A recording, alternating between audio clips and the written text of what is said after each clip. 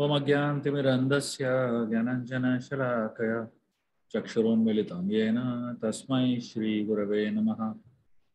श्रीचैतन्यमनोभीष्टं स्थापितं येन भूतले स्वयं रूपकदा मह्यं ददाति स्वपदान्तिकं। वन्देऽहं श्रीगुरु श्रीयुतः पदकमलं श्रीगुरून् वैष्णवांश्च श्रीरूपं साग्रजातां सहगणा रघुनाथामृतं तं सजीवं साद्वैतं सावधूतं परिजनासहितं कृष्णचैतन्यदेवं श्रीराधा कृष्णपदां सहगणा ललिता श्रीविशाखान्वितंश्च। हे कृष्ण करुणा सिंधु दीनबंधु जगत्पते गोपेश गोपिकाकांत राधाकांत नमोस्तुते। तप्त कांचन गौरांगी राधे वृंदावनेश्वरी वृषभानुसुते देवी प्रणमामि हरिप्रिये। वंशकल्पतरुभ्यश्च कृपा सिन्धुभ्येव च पतितानां पावनेभ्यो वैष्णवेभ्यो नमो नमः। जय श्री कृष्ण चैतन्य प्रभु नित्यानंद श्री अद्वैत गदाधर श्रीवासादि गौर भक्तवृंद। हरे कृष्णा कृष्णा कृष्णा हरे हरे, हरे रामो राम रामो हरे हरे। हरे Krishna. I'd like to welcome all of you all back to our Gita classes. Those of you all who can keep your cameras on, please do keep them on. We are going to start today's session of the first chapter of the Gita, which is entitled as Observing the Armies on the Battlefield. And we are still in the first section of the first chapter, which is discussing the duplicity of Dhritarashtra and the diplomacy of Duryodhana, the first 13 verses. So today, we are going to be discussing the third verse of this chapter. You can repeat after me. Paschaitan Panduputranam Acharya Mahatim Chamum Vyudam Drupada Putrena Tava Shishyena Dhimata. Paschaitan Panduputranam. Paschaitan, the word Paschaitan means after seeing. Seeing whom? Pandu Putranam, seeing the sons of Pandu. Acharya Mahatim Jamum. He went to Acharya. Vyudam Drupada Putrena. And this is what he speaks to the Acharya. He starts speaking to Dronacharya. Who starts speaking? Duryodhana starts speaking to Dronacharya. And he is specifically pointing out to two things. Vyudam means the formation, the battle formation, organized by Drupada Putrena. Drupada Putra here, Duryodhana is referring to Drishtidumna, who is a son of Drupada. And why is he referring to Drishtidumna? One, he is the son of Drupada. Second, he is a commander-in-chief of the Pandava army. So he is the one who has organized the whole formation of Vyuda. And the third thing is, Tava Sishyena Dhimata. The word, so Duryodhana is telling Dronacharya, look at the formation that Drupada Putra, who is also your disciple, has arranged. Dhimata means intelligently. Now, this particular verse actually shows the diplomacy of Duryodhana. He is an oversmart guy. And here, he is specifically stressing on two facts in this particular verse. One, he is stressing on the fact that this is done by Drupada Putra. Why is he stressing on the fact that it's done by Drupada Putra? because Drupada and Drona have a big enmity. I'm going to get to that. And the second reason why Duryodhana is using this word Drupada Putrena and using the word Tava Shishyena is because though Drupada Putra Drishtadumna is the son of his enemy, Dronacharya still taught him so much. So Dronacharya taught Drupada Putra Drishtadumna. So essentially what Duryodhana is trying to tell Dronacharya is that you made a big mistake by teaching the son of your enemy. And look what has happened. Look what has happened. That intelligent guy has formed the Vajra Vyuha, an impenetrable formation. Essentially, what he's telling is, he's telling Dronacharya, you're a fool. That's what he's telling in essence. Imagine a student calling his teacher a fool. Now, apparently, in today's times, you might say, that's not uncommon. That happens all the time. Every student almost calls every teacher a fool, you know. But that's not what happens in the past. And that's not something that should happen even in the present. Calling your teacher a fool, pointing out to the mistakes of your teacher, is not a great sign of intelligence and is not a great sign of humility. The relationship between a guru and disciple has to be that of submissive inquiry, learning in a humble spirit. But when the student actually becomes over smart by the power of information, today, whatever the teacher is teaching is there on internet. Google Baba is there to teach us anything. You know? So there are students who are sitting with Google Baba and feeling that they know everything. It's not only about information. It's also about wisdom. There's a big difference between knowledge and wisdom. Knowledge, when digested, becomes wisdom. Unfortunately, a lot of students have access to knowledge, but they have not been able to digest that knowledge. Unfortunately, undigested knowledge, you know, what happens when you're not able to digest some food? What happens? Vomit it out, right? So undigested knowledge, you end up vomiting it out. So that is what Duryodhana is doing here right now. The way he is behaving is actually a sign of undigested knowledge. There was once a guru and disciple that was staying in a small hut. And the guru asked his disciple, go and see if it is raining outside. The guru tells his disciple, go and see if it is raining outside. The disciple is like a lazy disciple, you know. This lazy disciple tells the guru, Guruji, if the cat comes inside and it shakes her body, if water comes out, we'll know it is raining out. The Guruji said, you know, what to tell this fellow. So after some time, it became night. So Guruji tells the disciple, at least switch off the lamp. It's night, you know, at least switch off the lamp. The disciple tells him, Guruji, just close your eyes. It will become dark. Now this guru understands that this guy is like, you know, too lazy to do anything. So he was thinking how to engage this fellow. So finally the Guruji tells him, at least close the door. So the disciple tells, Guruji, I did two things. Now you do the third thing yourself. Unfortunately, nowadays, this whole connection between guru and disciple is at a very frivolous level, at a level that is very unhealthy, actually. And especially when disciples are there like Duryodhana, who think they are smart, who think they know a lot, and they have the guts to point out the mistakes of their teacher.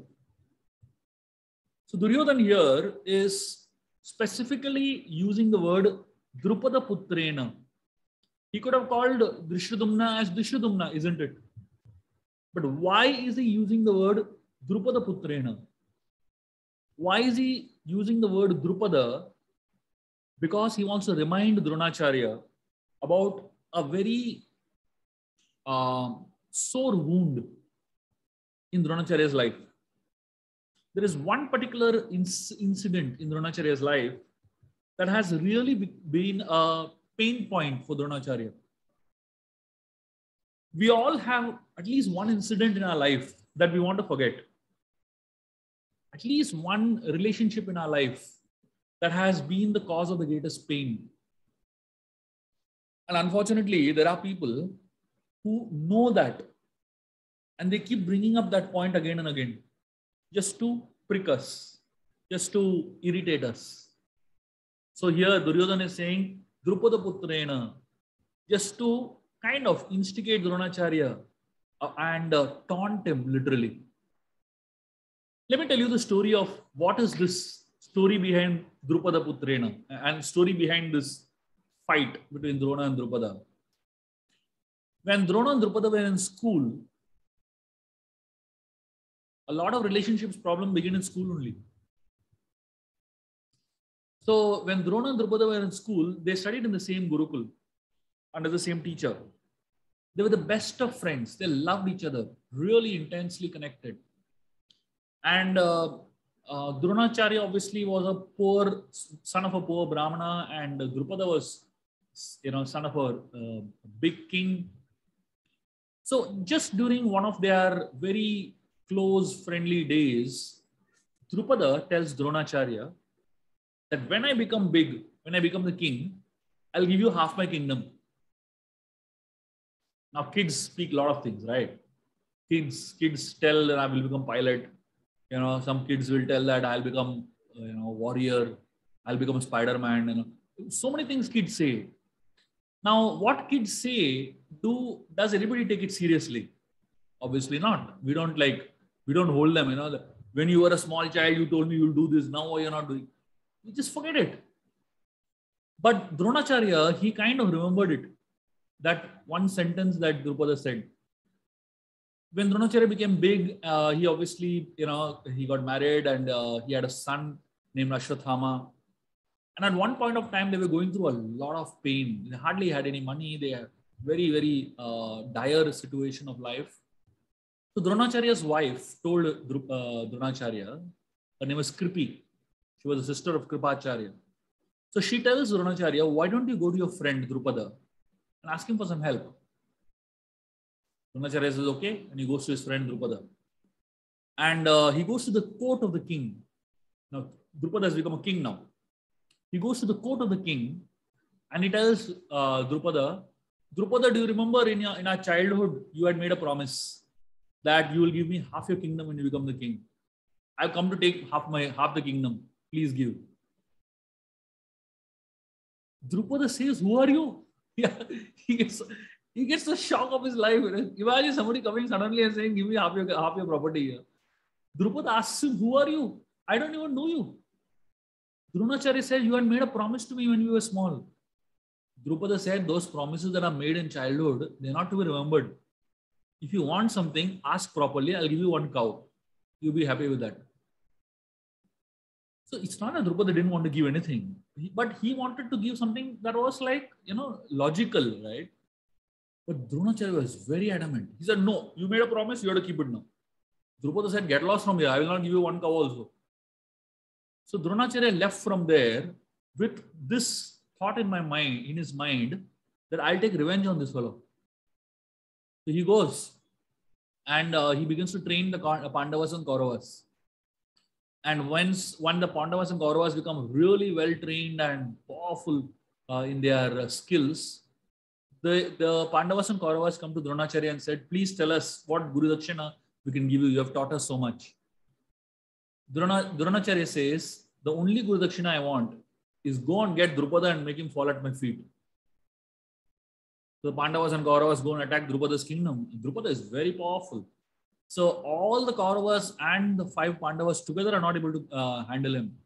But somehow Arjun alone manages to defeat Drupada, and he comes and throws Drupada at the feet of Dronacharya. And Dronacharya does something amazing. He tells Drupada, see, you're a bad friend, but I'm a good friend. So though your full kingdom belongs to me, I will send you back with half the kingdom. You go now. He gives him back half kingdom and sends him back. Now Drupada is intensely angry and he wants to seek revenge. And Drupada decides to do a yagya, a fire sacrifice, with only one purpose in aim. And the only purpose of the fire sacrifice is to get a son that will kill Dronacharya. And from that sacrifice was born Drishtyadumna. And that is the story behind Drupada Putrena. So this Drishtyadumna, Drupada Putra, is born to kill Drona. And Duryodhan, why he is using that word Drupada Putrena? Just to taunt Dronacharya. You made a mistake long back. And now that mistake is costing you. And interestingly, when Drupada Putra is born, when Drishtyadumna is born, and he comes to an age of seeking education, Drupada sends Drishtyadumna to Dronacharya to get education. Imagine.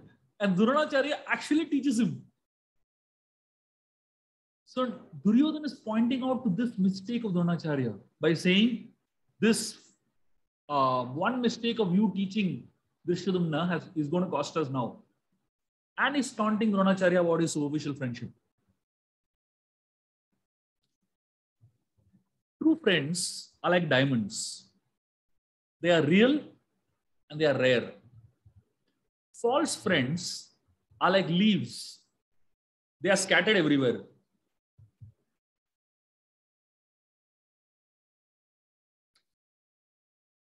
When somebody is actually in great prosperity, when there is a lot that you have,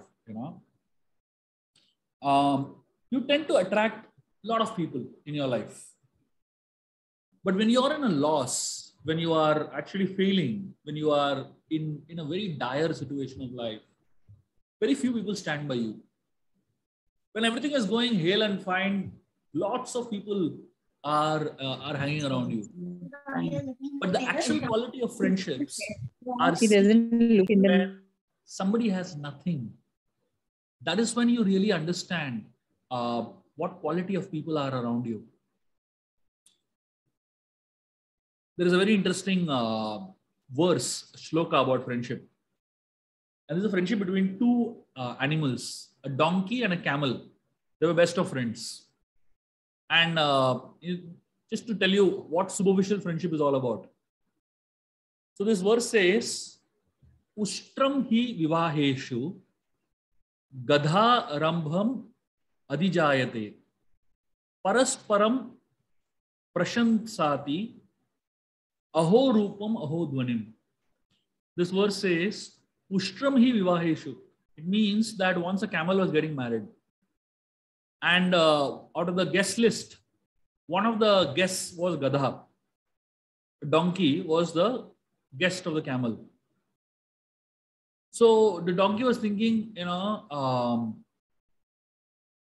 what to give the camel as gift. So he decided, I'll give a very interesting gift to the camel. He said, what is the gift? He said, Prashansa, praise. He gave her the gift of praise. He went to the camel and he said, oh camel, how beautiful you are. Oho rupam, aho rupam. So handsome you are. Now, how many of you all feel camel is handsome? Camel has no connection with being handsome. Somehow camel was very impressed that, this donkey praised me so much. So camel said, I will also praise him. And what did the camel say? Aho dhvanim, aho dhvanim. What a singer you are. What voice you have, Neither the camel's beauty is great, nor the donkey's voice is great. But somehow artificial friendship is around glorifying and very artificially. So the friendship is artificial, the glorification is artificial, and everything about the relationship is artificial. So to a great extent, we end up having friends which on a very superficial and a very artificial level. There are 5 sutras for making relationships deep and meaningful. I'll tell you these 5 sutras, and these are very powerful tools. And each one of them can be like a session by itself. Appreciate the good, encourage the potential, respect the difference, tolerate the unchangeable, and forgive the mistakes. 5 things that can really make relationships deep. If anyone just practices these 5 things, relationships can be so much deeper and so much more meaningful. I'll repeat them. Appreciate the good, encourage the potential, respect the difference, tolerate the unchangeable, and forgive the mistakes. If you can simply do this much, life is so much better. Relationships don't die a natural death. They are murdered by ego, bad attitudes, and ignorance. Unfortunately, a lot of people allow their ego to come in between their relationships. I is the smallest word in the dictionary, but we end up making it the biggest word in our vocabulary. It's all about me, I, me, mine. On the other hand, if you look at the relationship between Krishna and Sudama, it's an example of how amazing a friendship can be. Interestingly, Krishna and Sudama also studied in the same school, the same Gurukul. Sudama was, son of a poor Brahmana. Krishna was the son of a king. And they became best of friends in school. And interestingly, after the school, Krishna went on to become the king of Dwaraka. Sudama went on to become a poor Brahmana. And at some point, Sudama's wife, she pushed Sudama to go to his friend and ask him for something. And Sudama was hesitating so much. He didn't want to go to Krishna to ask. In friendships, it is best to give the money factor aside. Do not mix relationships and money too much. It gets very complex. So Sudama just didn't want to go and ask Krishna. But she pushed him a lot, not so much for herself, but for the children. So Sudama said, okay, I will go to Krishna, but I won't ask him anything. She said, fine, at least go. But the first thing Sudama thought was, if I'm going to go to Krishna, I need to give him something. Now imagine, Sudama has nothing. He's still thinking of giving something to Krishna. This is what relationships are all about. When instead of taking, you're actually thinking of giving. Most people like to have Lena Bank, keep taking from others. But you should ideally be Dena Bank, keep giving others. So here, Sudama, when he has nothing, he's thinking how I can give Krishna something. So he asked his wife, do you have something that I can give Krishna? His wife went to 4 houses in the neighborhood, and begged for some chipped rice. Chipped rice or poha is the cheapest thing in the world. Nobody will say no to giving you chipped rice because then it's like hardly any cost in it. So she got 4 handfuls of chipped rice from 4 different houses. That means the quality of these 4 handfuls is different. And she put it in a small pouch and gave it to Sudama. So Sudama put that pouch in his dhoti and he went all the way to Dwaraka. So throughout the way to Dwaraka, Sudama was thinking about their relationship and he's remembering Krishna. And he had no idea how he will be received in Dwaraka. But when he reached Dwaraka and he reached the gates of Krishna's palace, he was immediately taken in. And Krishna was informed. As soon as Krishna was informed, he came running out of his palace and so enthusiastically, embraced Sudama, took him all the way to his court, made Sudama sit, and eventually took him, massaged his feet, gave him food to eat, gave him sufficient rest time. And after Sudama was taken care nicely, Krishna and Sudama began to talk about their olden days. Krishna and Sudama were speaking something very interesting about their younger days.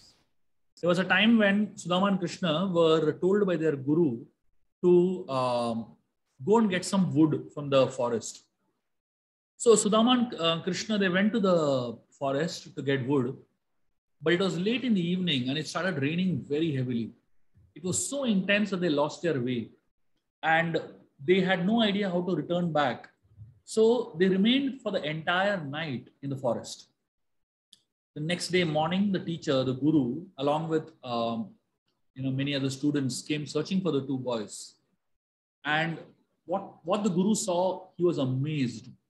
He saw Sudama was holding bundle of Sudama and Krishna. Both of them are holding a bundle of log of woods in one of their hands, and the other hand they were holding each other's hands.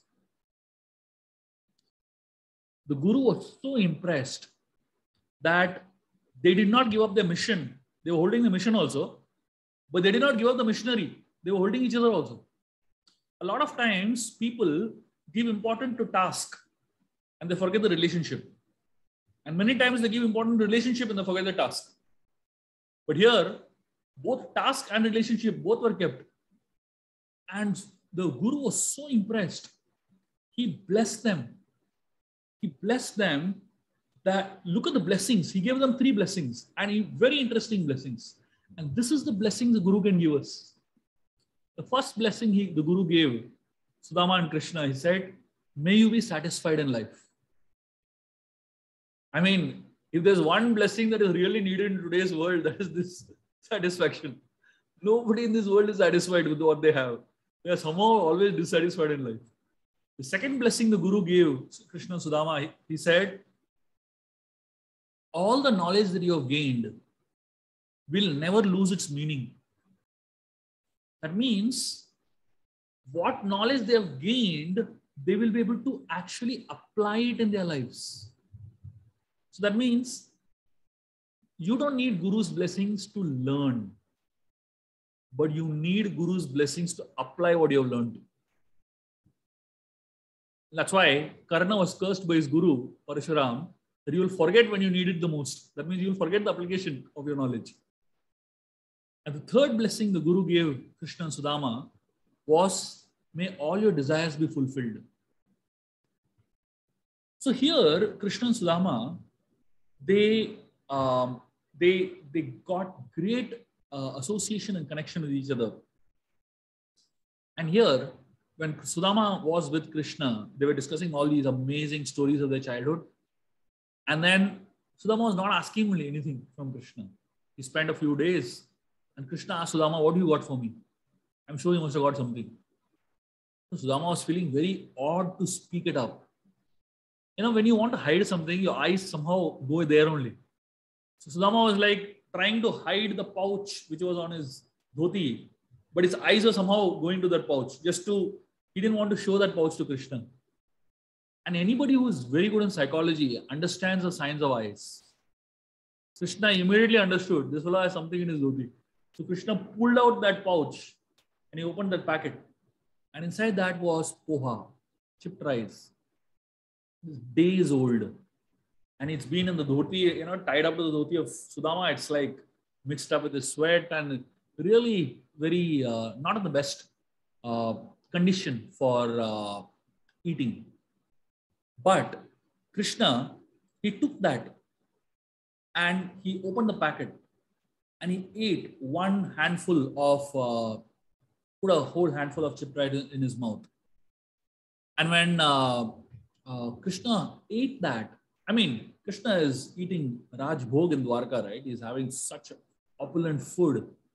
But here, when Sudama is offering him poha, which is completely stale and useless, coarse, Krishna is saying, I've never eaten anything like this in my life. He's saying, I've never eaten anything like this in my life. Is he lying? He's not.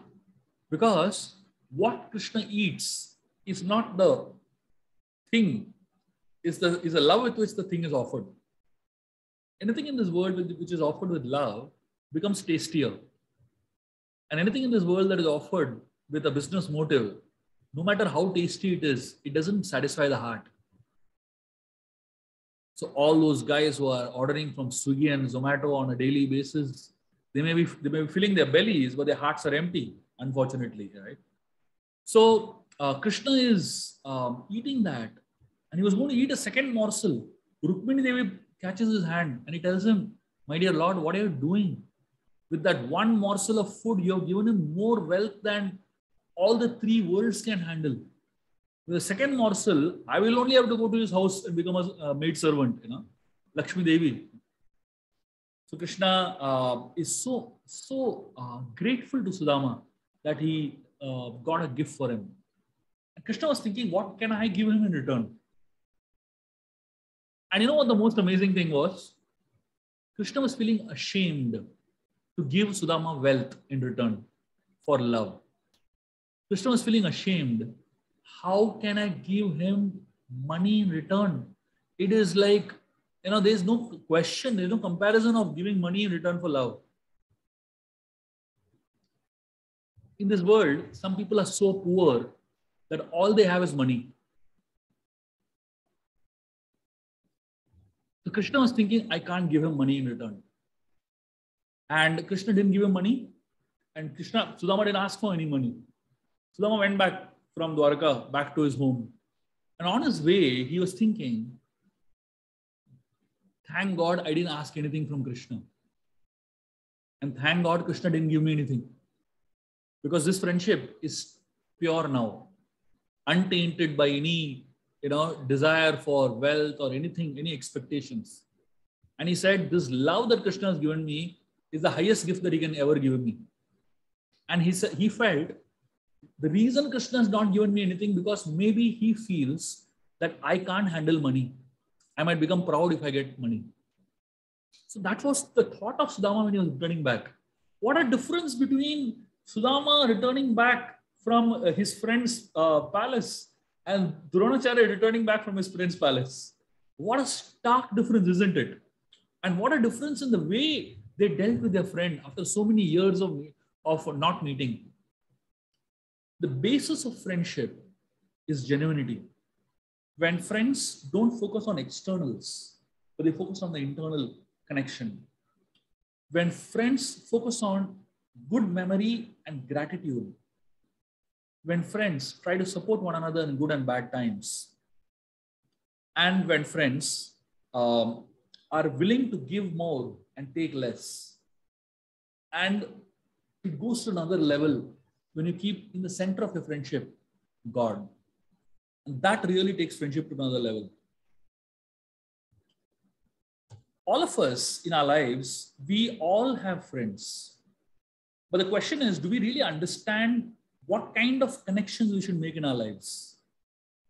I'm going to share with you all a very interesting story from the Panchatantra. Panchatantra is an amazing book which is written by a wise, saintly person. And this book is all about friendships. And I'm going to tell you all one story about friendship that you may have heard in your childhood. But I'm going to tell you all in the context of the discussion that we're having over here from the Gita point of view. And when I tell you the whole story from the context that we are discussing, the story will go to another level for you. Once there was a crocodile that came to the bank of a river, and it was resting under a tree. On that tree was a monkey. And this monkey was a very, very intelligent monkey. This monkey was staying on a tree which was filled with berries. This monkey's name was Raktamukha. And this crocodile's name was Karalamukha. So this monkey was eating berries all day. And then one day he saw this crocodile below. So he felt, guest has come to my house, so I should give him something in, reciprocation. So he threw some berries into the mouth of the crocodile. The crocodile loved the berries. He kept coming every day. And they used to have long conversations together, eating berries, talking to each other. And they became good friends. One day, the crocodile's wife was very angry at her husband because she felt he's spending too many hours away from home. So she was wondering where he is and what he's doing. So she was very upset with him.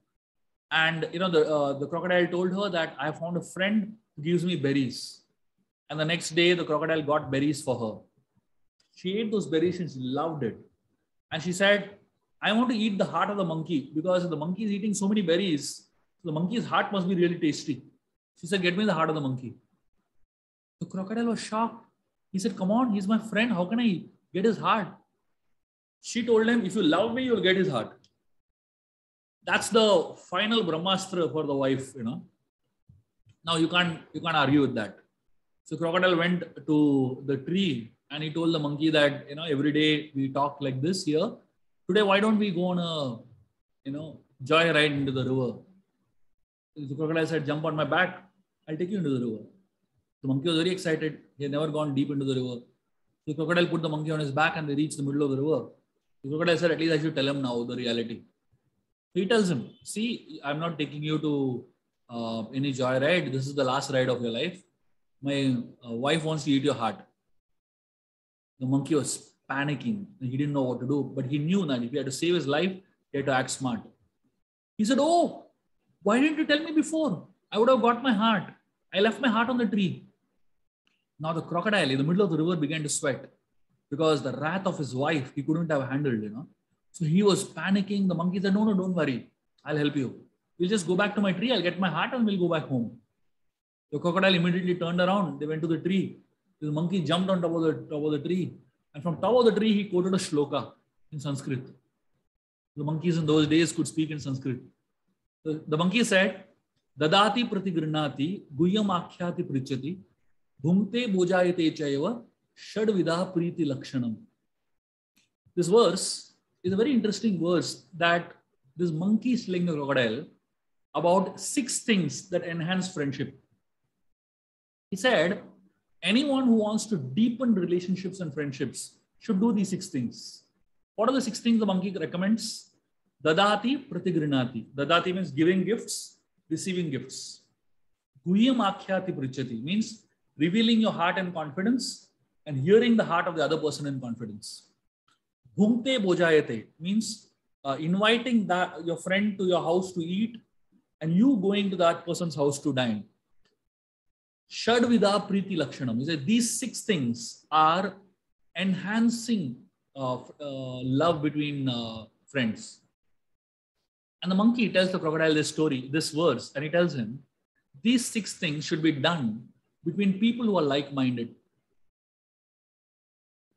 And he tells the crocodile, I'm sorry, between us, there is no like-mindedness. Therefore, we cannot be friends. And it's very interesting when the monkey says, I left my heart on the tree. What does he mean? Can you leave your heart somewhere and come? You can't. Leaving the heart on the tree simply means that my heart is where my home is. My heart is in that place where I feel safe and secure. My heart is when I really feel loved and cared for. That is where my heart is. There are some people who stay at home, but their heart is not at home. Their heart is somewhere else. Why? They don't feel loved there. There are some people who go to an organization and work, but they don't feel, their heart is not there. Why? They feel very, very insecure over there. So where your heart is not there, there you will not feel safe. And where your heart is not there, there you cannot have deep relationships. So the monkey is telling the crocodile, I'm sorry, I left my heart on the tree. Which means I'm not safe with you. I don't feel safe with you. I feel safe there on that tree. So one of the most important things 2 people should look for in friendship is like-mindedness. What is the meaning of the word like-minded? The word like-minded essentially means that when 2 people connect with one another, there should be a connection in value systems. There should be a connection in the most important principles of life. Nowadays, what is the level at which people think they're like-minded? Oh, I like the same pizza, so we love each other. We are best friends. I like the same tie or a dress or texture of material. Therefore, we are best friends. Come on, that is so superficial. When we look for commonality, when we look for like-mindedness in very superficial things of life that hardly matter. If you eat a different pizza, it's not that your life is going to change. It's not that you're going to have a major earth-shattering difference in your life, right? But when your principles and values are different, it is going to impact a lot in the way you connect with one another. And therefore, like-mindedness is about being really grounded and connected at the deepest and most important beliefs of your life.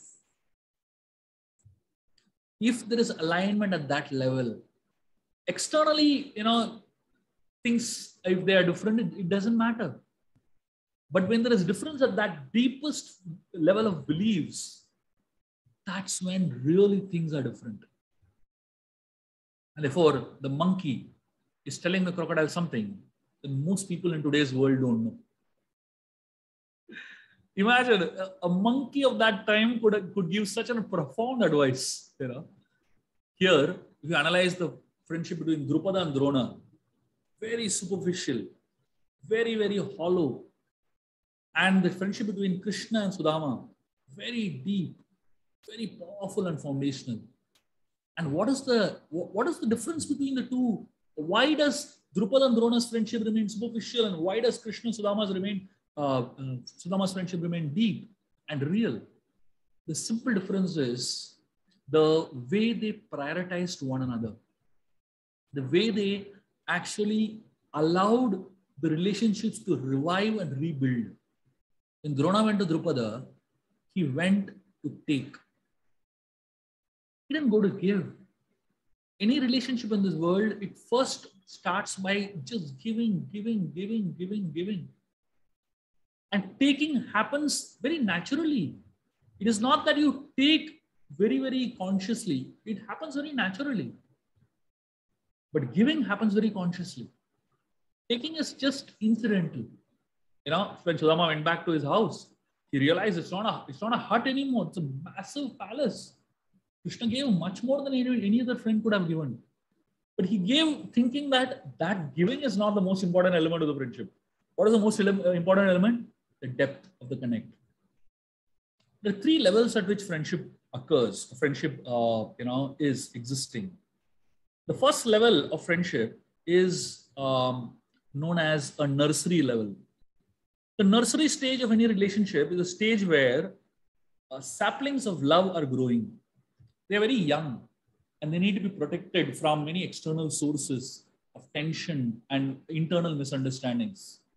If there is inadequate care and precaution at this stage, the sapling of love will never grow into a full-fledged plant. When love between friends develops a little further, it goes to the next stage, which is known as a garden stage.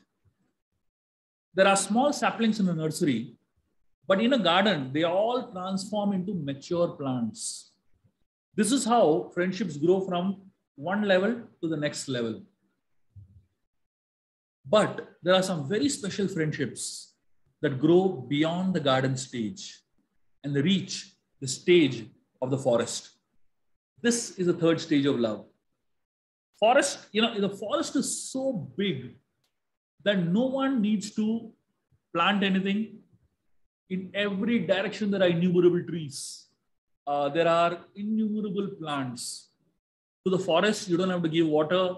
You don't have to do anything. Forest thrives, right?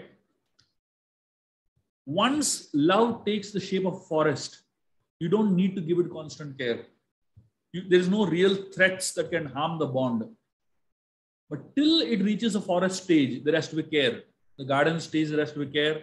In the nursery stage, there has to be a lot of care. A lot of relationships, unfortunately, remain in the nursery stage forever. They don't progress to the garden stage.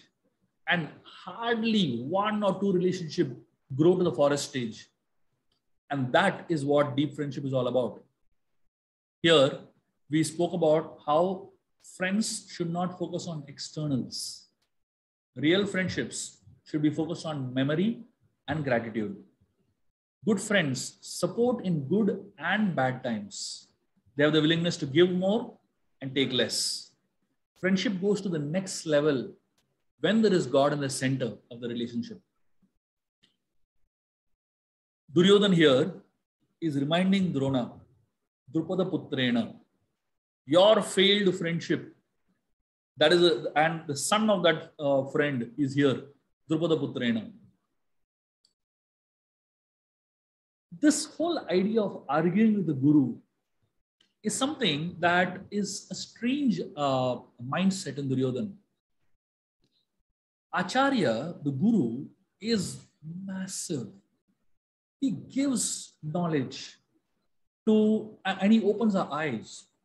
When we chant the prayers in the beginning, the first prayer we chant is Om Ajnana Timirandasya Gyananjana Shalakaya Chakshuron Militam Yena Tasmai Shri Gurave Namaha.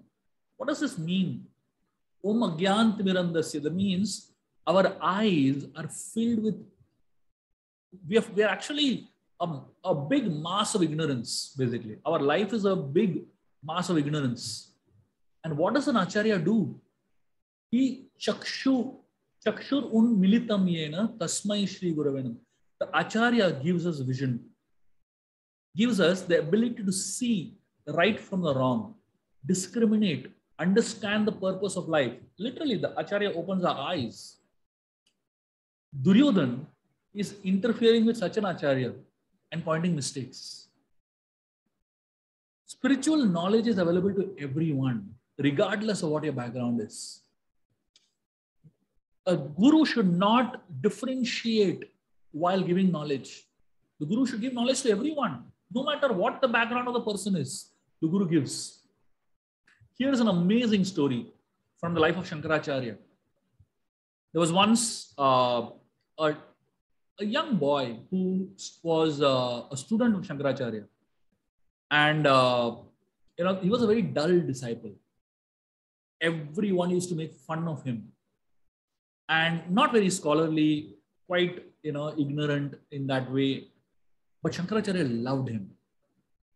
Every day, Shankaracharya would not start his lessons till that boy came. So all the other students, the very, very powerful Brahmanical backgrounds and very scholarly people, they used to get very angry at Shankaracharya and at this boy, because typically this boy would come late every day. Why? Because he would be engaged in some service of the teacher, of the guru. And invariably ended up coming late. And all the boys would actually make fun of this dull disciple. And one day, this young boy, he was like crying. He had tears in his eyes. And Shankaracharya called him and he told him to open his mouth. This boy opened his mouth. Shankaracharya had a stick. He took the stick, and with the stick, Shankaracharya drew an Om in the mouth of this boy, on the tongue of this boy. Shankaracharya drew an Om. And he told the boy, go. That evening, all the friends, they were having a bath in the river. And this boy came as usual. And they started making fun of him. They started really pulling his leg. And they said, you are such a great scholar that our guru has to wait for you before starting classes. If you are so smart, then why don't you compose a poem and show us? And, they said, why don't you compose some poem? And this boy, he had no idea what happened. And suddenly from his mouth, this boy started composing pure Sanskrit poetry. And there was a buffalo over there, And this boy started composing Sanskrit poetry about the buffalo. And these people were amazed. Original poetry this boy started composing. And he had no idea how this knowledge came into him. He had no idea how this learning came. But just because the guru had touched him and blessed him, so much awakened. The guru is like the sun. The sun gives light to everyone. Do you find sun not shining on some villages? Not a good village. I don't want to shine there. Let me not shine there. Does the sun discriminate? The sun is profound in its giving. It just shares sunlight to everyone. Srila Prabhupada went to the Western world and transformed people who were absolutely disconnected from the culture of the Vedic origin. Completely, they were hippies, completely disconnected, living a very, very mundane life. A life filled with gratification and sense enjoyment. And he transformed those people into diamonds. That is the power of a bona fide spiritual master. Dronacharya was not concerned about himself.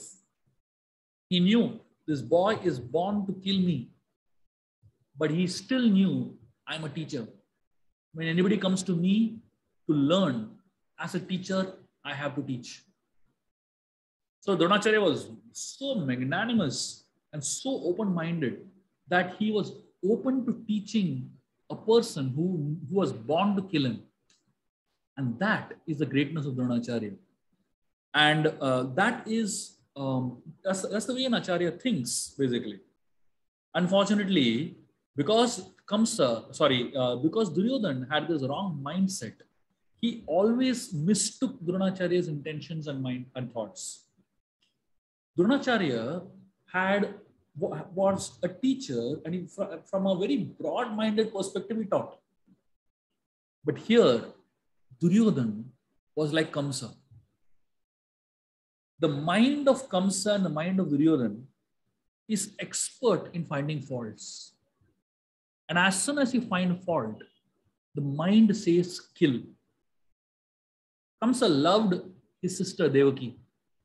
And Kamsa was riding Devaki home after the marriage with Vasudev. And on the way, the Akashvani happened. And Akashvani told Kamsa that, you fool, the 8th child of Devaki is going to be the cause of your death. Immediately Kamsa caught Devaki and wanted to kill her. Imagine if Drona was like Kamsa and he knew that Drishtadumna is born to kill him. He should have ideally caught Drishtadumna and killed him in his Gurukul only. Isn't it? This is the difference between a teacher and someone who is not a teacher. An Acharya, Guru, is very broad-minded in his ability to share knowledge. Yes, Drona may have many faults, but as a teacher, he was great. Drona may not have been a good friend, for sure. He was a very superficial friend, but he was an amazing teacher. And that is why Drona did not discriminate. So if you see, unfortunately, what happens is, when we look at people, we look only at one side of a person. If he has one bad quality, we say that person is bad only. But the Vedic scriptures do not recommend us to see people like that. That person who has one bad quality, he may have one good quality also in him or her. Isn't it? So here, on one level, Dronacharya is not a great friend. But on the other level, the same Drona is a great teacher. So all of us, we may be good in one, but may be bad in something else. That is how life is. And that is how the whole mindset of life is. But look at Duryodhan. He's saying, Tava Shishyena Dhimata. He's saying, your disciple has done this, so it is your fault. Finding faults at others is so easy, so natural to us, isn't it? Finding fault at others is so absolutely a natural way of looking at life. In every human being, there is good and bad, both. You can't help it. There is good and there is bad. But the way we look at good and bad, there are 5 ways to look at good and bad. The first way is to only look at bad in person and magnify the bad like anything. The second way is look at good and bad, but emphasize the bad more. The third way is to look at good and bad and emphasize both equally. The fourth way is to look at good and bad, but emphasize the good more. And the fifth way is to only look at good and emphasize that a lot. Now, obviously, we are not the fifth way, that we only can see good and bad people and only magnify that. That's only a saint and God can do that. And we are definitely not the first way, that we only see bad and magnify that. But we are caught between second, three, and third and fourth. Second is usually we have the second. That means we see good and bad, but emphasize the bad more. Ideally, it's good to see good and bad equally. And if possible, the best is to see good and bad, but emphasize the good more than the bad. And that is the mentality of the difference between a housefly and a honeybee. The housefly tends to focus on filth. You see a housefly in a beautiful garden, The housefly will go and sit on some piece of dirt, right? The housefly is not bothered about flowers in the garden. It's bothered about the dirt. But if you look at the honeybee is focused completely on flowers. In a garbage dump, the honeybee will somehow find a flower and sit on it. The question is, what do we want to be? Do we want to be like the honeybee, or do we want to be like the housefly? Duryodhan here is choosing to be like a housefly, sitting on the dirt of Dronacharya.